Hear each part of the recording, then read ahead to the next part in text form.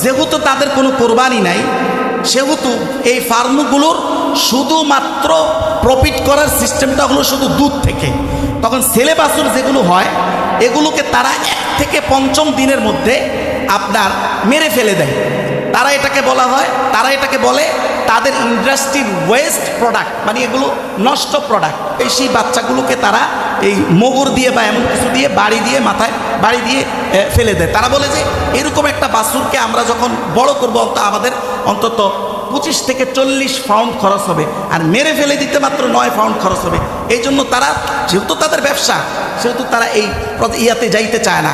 এটা ডেটা বলে যে শুধু নিউজিল্যান্ডে এক বছরে প্রায় এরকম পুরুষের গরু বাচ্চা আর কি, এনে বাচ্চা যেগুলো বলে, এগুলো প্রায় 18,70,000 না 72,000 এনে বাচ্চা এক বছরে মারা হয়।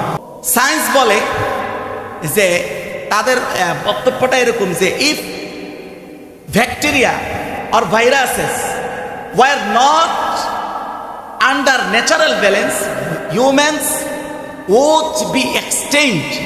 মানে এটার অর্থ হলো এরকম যে এই যে সামান্য একটা ছোট ভাইরাস, এটাও যদি আল্লাহ ন্যাচারাল ব্যালেন্সের মধ্যে না রাখতেন, ওই যে ন্যাচারাল ব্যালেন্স থেকে যখন আল্লাহ গুসা হন, ওই মাঝে মাঝে ন্যাচারাল ব্যালেন্স থেকে বের করলেই দেখেন না করোনার সময় মানুষের কি নাস্তানাবুদ অবস্থা, কোনো টেকনোলজি কাজে লাগে না।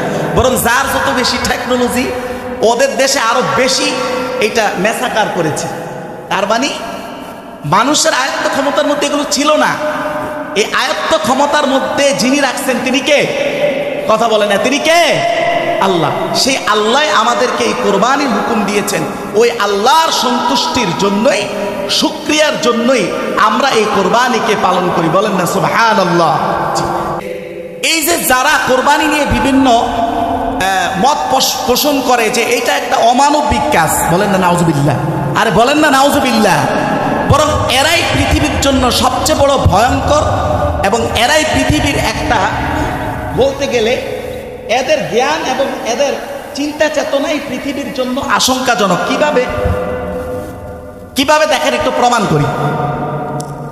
এই যে আল্লাহ তাআলা যে ন্যাচারাল ফুড চেইন দিয়েছেন, এইটার থেকে যখন মানুষ বের হবে, তখন মানুষের জন্য বা এই পৃথিবীবাসীর জন্য কতটা ভয়ঙ্কর পরিণতি ডেকে আনতে পারে তার কয়েকটা উদাহরণ দিয়ে আজকের আলোচনা শেষ করব। দেখেন কেন কোরবানিটা এত প্রয়োজনীয়। আশা করি এখান থেকে আপনার গভীর আপনি উপলব্ধি করতে পারবেন যে আল্লাহ তাআলার এই হুকুমের পিছনে কত সূক্ষ্ম আপনার ইচ্ছা এবং কত সূক্ষ্ম এখানে রহস্য রয়েছে। দেখেন, 1 নাম্বার, পৃথিবীতে একটা দেশ আছে অস্ট্রেলিয়া। অস্ট্রেলিয়াতে এক সময়, আজ থেকে 200-250 বছর আগে, যখন ইউরোপিয়ানরা উপনিবেশ স্থাপন করার জন্য যায়, তখন তারা খরগোশ, এই প্রাণীটাকে তারা তাদের সাথে নিয়ে গেছিল। তো এই খরগোশটা কিন্তু অস্ট্রেলিয়ার নিজস্ব, ওই ভূখণ্ডের নিজস্ব প্রাণী না, এটা বরং উপনিবেশ স্থাপনকারীরা এটা বাইরের থেকে নিয়ে গেছে সেখানে। আর ভৌগোলিকভাবে অস্ট্রেলিয়া যেহেতু অন্যান্য ভূখণ্ড থেকে একটু আলাদা, তো এরপরে এই খরগোশ ওখানে যাওয়ার পরে, খরগোশ যেহেতু খুব বেশি দ্রুত ফারিসা মানে শিকারে পরিণত হয়, আল্লাহ তাআলা এই জাতটাকে, এই প্রাণীটাকে পৃথিবীতে টিকে থাকার মেকানিজম হিসাবে যেটা দিছেন, সেটা হলো এরা কয়েক মাস পর পর বাচ্চা দান করে। কয়েক মাস পর পর কি করে? বাচ্চা দান করে। এটাই হচ্ছে এদের পৃথিবীতে টিকে থাকার মেকানিজম আল্লাহ দিয়েছে। এখন ওই দেশে খরগোশ এর উৎপাদন বাড়তে এমন একটা পর্যায়ে গেছে যে একটা পর্যায়ে অস্ট্রেলিয়ার জনগণের জন্য খরগোশটা একটা বোঝায় পরিণত হয়েছে। কারণ এটা একটা শিকারী, মানে শিকারে পরিণত হওয়ার প্রাণী, ভোজ্য প্রাণী, কিন্তু এখানে এটাকে ভোজন করার মতো মানে আপনার ব্যবস্থাপনা নাই। তখন আবার হলো তাদের ভৌগোলিকভাবে তারা একটু আলাদা হওয়ার কারণে এই প্রাণীটা অন্য ভূখণ্ডেও ছড়াইতে পারে না, এখান থেকে এক জায়গায় বাড়তেছে। তো বাড়তে এমন পর্যায়ে গেছে যে বিগত 250 বছর পর্যন্ত, এটা আপনারা ডাটা খুঁজতে পাবেন, যে অস্ট্রেলিয়ার সরকার বহু ভাইরাস শুধু তৈরি করছে এই খরগোশটাকে খরগোশ মেরে তাদের পরিবেশের ভারসাম্য ফিরিয়ে আনার জন্য, কিন্তু তারা কুলাইতে পারে নাই, সম্ভব হয় নাই। এমনকি এখনো তারা প্রতি বছর এই খরগোশের উপদ্রবের জন্য এক এক বছরে তাদের ক্ষতিপূরণ আসে, মানে ক্ষতিগ্রস্ত হয় $130 মিলিয়ন US। চিন্তা করছেন কত টাকা? শুধু সামান্য একটা ভোজ্য প্রাণী যখন ন্যাচারাল ব্যালেন্স থেকে বের হয়ে যায়, তখন অস্ট্রেলিয়ার মতো একটা উন্নত রাষ্ট্র এটাকে আর কন্ট্রোলে আনতে পারে না। এখানে খেয়াল রাখেন যে আল্লাহ তাআলা, এখন বুঝে আসবে যে আল্লাহ তাআলা কেন এই সিস্টেম, এই ফুড চেইনের পিছনে আল্লাহর রহস্যটা কি। এটা হলো একটা উদাহরণ দিলাম। 2 নাম্বার হলো, আপনি ভারতে দেখেন, ভারতে গরুর গোশত খাওয়া নিষিদ্ধ, এটা আপনারা সবাই জানেন। বেশিরভাগ রাজ্যে এটা আইন করে নিষিদ্ধ করা হয়েছে। এই যে আল্লাহর ন্যাচারাল আইনের বিরুদ্ধে গিয়ে যখন একটা কুসংস্কার চাপায় দেওয়া হলো, পরিণতি কি দেখেন। আপনি খুঁজলে ডেটা পাবেন, ভারতে বর্তমানে প্রায় 50 লক্ষ গরু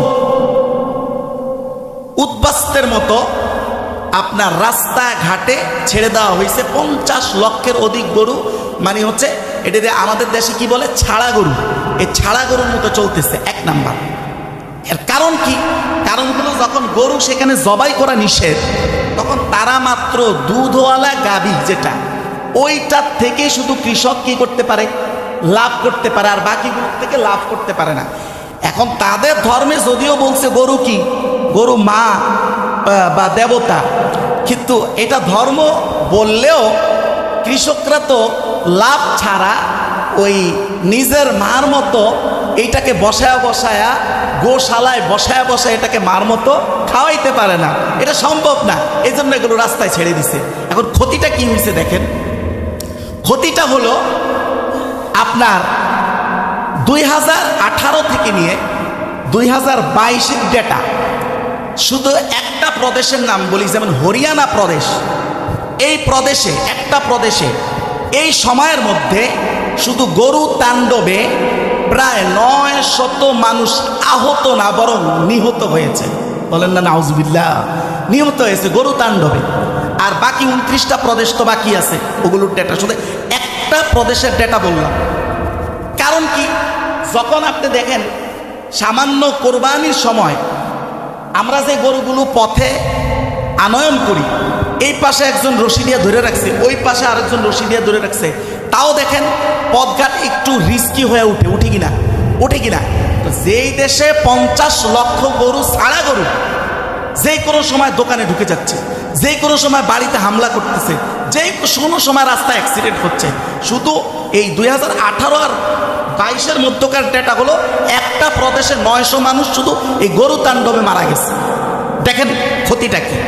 এরপরে তারা ওই যেগুলো বৃদ্ধ গরু এবং পুরুষ গরু, এগুলোর জন্য সরকারিভাবে 2014 থেকে নিয়ে 2016 এই সময়ের ডেটা হলো সারা দেশে তারা এগুলোর জন্য গোশালা স্থাপন করছে। তার মানে হলো গরুর বৃদ্ধাশ্রম, গরুর কি বৃদ্ধাশ্রম স্থাপন করছে সরকারিভাবে। এইটাতে তাদের খরচ গেছে প্রায় আপনার 5.8 মিলিয়ন না বরং বিলিয়ন রুপি। এখন আপনি যদি চিন্তা করেন দেখবেন এই পুরা টাকাটাই হলো একটা লস প্রজেক্ট, মানে এখান থেকে কোনো প্রফিট হবে না। অথচ ওই দেশের হাজারো মানুষ পেটের ক্ষুধায় ভুক্তভোগী। কিন্তু এই গরু, এই বৃদ্ধ গরুকে তারা ওই এক কুসংস্কারের কারণে এইটাকে রক্ষণাবেক্ষণ করার জন্য বিলিয়ন খরচ করছে। তারপরে এটাকে কোনো ন্যাচারাল কোনো কন্ট্রোলে তারা আনতে পারেনি। দিন বদিন এটা তাদের অশান্তির কারণ হয়ে উঠতেছে। আপনারা এগুলো খোঁজ নিলে, এগুলো ইন্টারনেটে এগুলো ডাটা পাবেন। অথচ আলহামদুলিল্লাহ আমাদের দেশে শুধু গত বছর বা এর আগের বছরের ডেটা মনে হয়, এক বছরে প্রায় আপনার 50 থেকে 60 হাজার কোটি টাকার এই কোরবানির সময় লেনদেন বা বেচা কিনা হয়েছে। 60 হাজার কোটি টাকাতে। এটা তো আমাদের জিডিপিতে কি করছে, জিডিপি গ্রোথ করেছে। এখন যেই সকল মানদণ্ড মেরুদণ্ডহীন এক চোখা মানুষ কোরবানি নিয়ে যারা প্রশ্ন তোলে, তারা কি চাইলে এই 60,000 কোটি টাকা আমাদের এই খামারিদেরকে আর দেশের জিডিপিতে তারা যোগ করতে পারবে? পারবে না, পারবে না। আমরা যখন ইসরায়েলের পণ্য বয়কটের কথা বলি তখন এরা বলে, তখন এদের বক্তব্য শুরু হয়ে যায়। এরা বলে কি? বলে যে গরিব মানুষের পেটে লাথি দিবেন না। অথচ এই কোরবানির সাথে যে হাজার হাজার কৃষকের, হাজার হাজার খামারির তার ব্যবসা, তার কর্মসংস্থান জড়িত, এটার দিকে তার কোনো ভ্রুক্ষেপ নাই।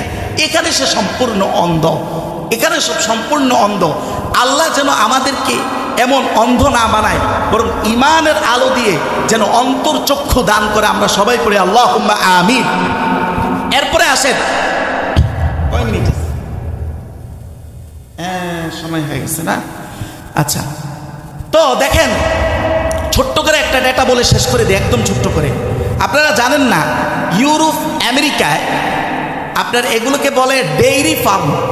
এই ডেইরি ফার্মগুলো প্রতি বছর তারা লক্ষ লক্ষ এনে বাছুর বলা হয় যেগুলো আর কি ছেলে বাছুর, যেহেতু তাদের কোনো কোরবানি নাই, সেহেতু এই ফার্মগুলোর শুধুমাত্র প্রফিট করার সিস্টেমটা হলো শুধু দুধ থেকে। তখন ছেলে বাছুর যেগুলো হয় এগুলোকে তারা 1 থেকে 5ম দিনের মধ্যে আপনার মেরে ফেলে দেয়। তারা এটাকে বলে তাদের ইন্ডাস্ট্রির ওয়েস্ট প্রোডাক্ট, মানে এগুলো নষ্ট প্রোডাক্ট। বাচ্চাগুলোকে তারা এই মোগর দিয়ে বা এমন কিছু দিয়ে মাথায় বাড়ি দিয়ে ফেলে দেয়। তারা বলে যে এরকম একটা বাছুরকে আমরা যখন বড় করবো আমাদের অন্তত 25 থেকে 40 পাউন্ড খরচ হবে, আর মেরে ফেলে দিতে মাত্র 9 পাউন্ড খরচ হবে। এই জন্য তারা, যেহেতু তাদের ব্যবসা, সেহেতু তারা এই ইয়াতে যাইতে চায় না।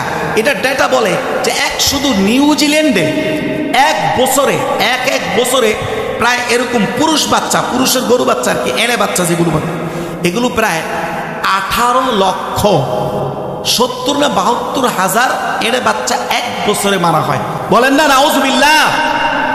তাহলে আপনি একটু চিন্তা করেন, যদি তাদের আমাদের মতো একটা কোরবানির ঈদ থাকতো, তাহলে এই বাচ্চাগুলো প্রত্যেকেই তার পরিণত বয়স পর্যন্ত সেবা পাইত। এরপরে আল্লাহ প্রদত্ত নিয়মে সে কোরবানি হইতো, এটা মানব কল্যাণ হইতো এবং এই পশুর জন্য কল্যাণ হইতো। তার মানে মূল কথা যেটা দাঁড়াইল, এই কোরবানি শুধু কি আমাদের শুধু মানুষের জন্য কল্যাণ, নাকি স্বয়ং যে পশুগুলো কোরবানি হচ্ছে এগুলোর জন্য কল্যাণ? বলেন না, কি বুঝছেন কথা? শুধু আমার জন্য কল্যাণ নাকি পশুগুলোর জন্য কল্যাণ? কথা বলেন না, পশুগুলোর জন্য কল্যাণ। আমাদের দাঁতগুলোর মধ্যে কিছু, এটা বলে সায়েন্স, এগুলো বা চিকিৎসা বিজ্ঞান বলে যে আমাদের 2 ধরনের দাঁত আছে। একটা হলো এটাকে বলে মোলার্স, ইনসাইজার্স। এই দাঁতগুলো সাধারণত একটু বোথা টাইপের হয়, যেগুলো সাধারণত তৃণভোজী প্রাণীদের সাথে মিল খায়। অর্থাৎ এই দাঁতের দিকে তাকাইলে বোঝা যায় আমরা তৃণভোজী, মানে আমরা শাকসবজি খেতে পারবো। আবার কিছু দাঁত থাকে ছেদন দাঁত, যেগুলো মাংসাশী প্রাণীদের থাকে, গোস্ত বা শক্ত কোনো জিনিস ছিঁড়ার জন্য। আল্লাহ 2 প্রকারের দাঁত দিয়া আমাদেরকে বুঝাইলেন যে আমরা 2টার জন্যই সৃষ্টি হয়েছি। তবে আমাদের ক্ষেত্রে সব থেকে অগ্রগামী হলো মাংস। কেন মাংসটা এই জন্য অগ্রগামী? আমাদের যে আল্লাহ একটা পাকস্থলী দিছেন, এই পাকস্থলীর মধ্যে যে হজম প্রক্রিয়াটা আল্লাহ দিছেন, এইটা আপনার তৃণভোজী প্রাণীদের সাথে সম্পূর্ণ মিলে না। অমিলটা কোন জায়গায়? যে তৃণভোজী যেমন গরু, ছাগল যেগুলো ঘাস খায়, এগুলোর পেটের মধ্যে সেলুলোজ এনজাইম নামক এক ধরনের ব্যাকটেরিয়া থাকে। এই ব্যাকটেরিয়ার কাজটা হলো যে এই ব্যাকটেরিয়া এই ঘাস পাতাগুলোকে হজম করায়, এখান থেকে আলাদা করে প্রোটিন তৈরি করে এদের শরীরে ইনজেক্ট করে, এদের শরীরে এই এক্সট্রাভাবে দেয়। কিন্তু চিকিৎসা বিজ্ঞান বলে এই ধরনের ব্যাকটেরিয়া মানুষের পেটেও নাই, মাংসাশী প্রাণীর পেটেও নাই। তা আমাদের পেটে এবং মাংসাশী প্রাণীর পেটে কি আছে? ওদের আর আমাদের পরিপাক নালীর সাথে মিলের জায়গাটা কি? তারা বলে যে আমাদের পেটে আছে হাইড্রোক্লোরিক অ্যাসিড। যেটা আমাদের পেটে, এটা তৃণভোজীদেরও পেটে আছে কিন্তু খুব অল্প, কিন্তু আমাদের পেটে এটা অনেক বেশি। কত বেশি? তারা বলে যে, তার একটা সংখ্যা বলে যে পিএইচ সমান সমান 1.5 থেকে নিয়ে 2.0 পর্যন্ত আমাদের পেটে থাকে। তো এটার কাজটা কি? এটার কাজটা হলো যে আমাদের পেটে আমরা যে সরাসরি যে প্রোটিনটা গ্রহণ করি, এই প্রোটিনটাকে সে ছোট ছোট অণুতে ভাগ করে ধীরে ধীরে এইটা আমাদের শরীরের শক্তিতে রূপান্তর করে। কিন্তু ওই যে তৃণভোজীদের যে ব্যাকটেরিয়াগুলো আলাদা করে প্রোটিন তৈরি করে দিতে পারে, ওই ধরনের ব্যাকটেরিয়া আমাদের পেটে নাই। মূল কথা দাঁড়াচ্ছে এটা, আমরা যদি শুধু শুধু ভেজিটেবল নির্ভর হই, তাহলে চিকিৎসা বিজ্ঞান বলে যে আমাদের নিশ্চয়ই শরীরের মধ্যে প্রোটিনের ঘাটতি থাকবে, কারণ প্রোটিন তৈরি করার আলাদা ব্যাকটেরিয়া যেগুলো গরুর পেটে আছে এগুলো আমাদের পেটে নাই। তা আল্লাহ তাআলা এই মেকানিজম দিয়ে কি বুঝাইলেন? যে আমাদের প্রোটিনের জন্য খাদ্যের প্রধান বস্তু হিসাবে দুধ, ডিম, মাংস, কারণ এটার থেকে আমরা সরাসরি প্রোটিনটা গ্রহণ করতে পারি। এটার দিকে ইঙ্গিত করে আল্লাহ তাআলা সূরাতুল মুমিনুনের আয়াত নং 21 বলেন, আল্লাহ বলেন, ওয়া ইন্না লাকুম ফিল আনআমি লাইবরা নুসকিকুম মিম্মা ফি বুতুনিহা ওয়া লাকুম ফিহা মানাফিউ কাসীরাতুন ওয়া মিনহা তাকুলুন। আল্লাহ তাআলা বলেন, ওয়া ইন্না লাকুম ফিল আনআমি লাইবরা, নিশ্চয়ই তোমাদের জন্য এই চতুষ্পদ ভোজ্য প্রাণীর মধ্যে রয়েছে শিক্ষা। কি শিক্ষা রয়েছে? যার কিঞ্চিত অংশ, একেবারে কিঞ্চিত অংশ